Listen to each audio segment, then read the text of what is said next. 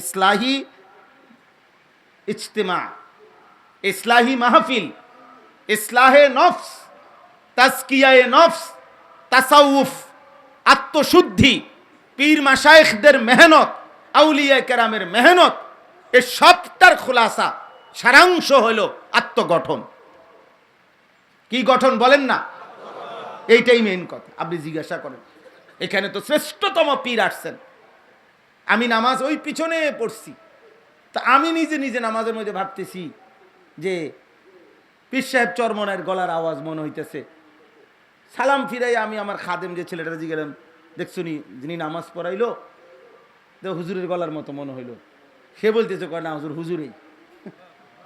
হায় হলো মাশা আল্লাহ, আইসা দেখলাম হুজুরেই। মানে আমি প্রথম বুঝি নাই বা শুনি নাই, জানি নাই।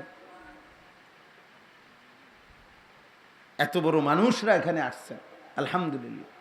কমলনগরের পীর সাহেব হুজুর সারা বাংলাদেশ পরিচিত মানুষ, সারা পৃথিবী পরিচিত মানুষ। উদ্দেশ্য একটাই, আত্মগঠন। আমার ফিকির তৈরি হওয়া আমার ভিতরে। ইস্তাফতি কালবাক, নবী সাল্লাল্লাহু আলাইহি সাল্লাম তোমার বলছে, তোমার বিবেককে জিজ্ঞেস করো, তোমার দিলকে জিজ্ঞেস করো, যেভাবে চলতেছ এই পথ জান্নাতে যাবে তো?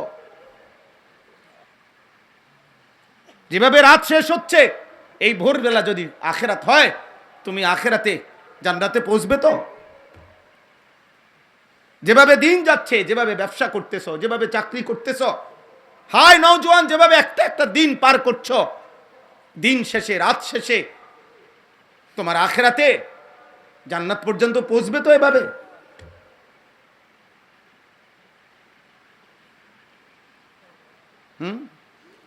আল্লাহ তাআলার মুখোমুখি হতেই হবে। কুল হুয়াল্লাযী যারাআকুম ফিল আরদি ওয়া ইলাইহি তুহশারুন। আল্লাহ বলেন, হে বন্ধু, আপনি বলে দেন, আমি তোমাদেরকে গোটা পৃথিবীময় ছড়িয়ে দিয়েছি, আবার আমি আল্লাহই আমার নিকটেই তোমাদের তুহশারুন, হাসর হবে, জমা হবে, আমি আমার কাছে আবার তোমাদেরকে জমা করব, আমি জমা করব। আল্লাহ বলছে, ফামশু ফি মানাকিবিহা ওয়া কুলু বির রিজকি ওয়া ইলাইহিন নুশুর। আমার জমিনের যেখানে মন চায় যাও বান্দা, কোনো অসুবিধা না, পুরা পৃথিবী আমার, সব আমি তোমার ব্যবহারের জন্য দিছি।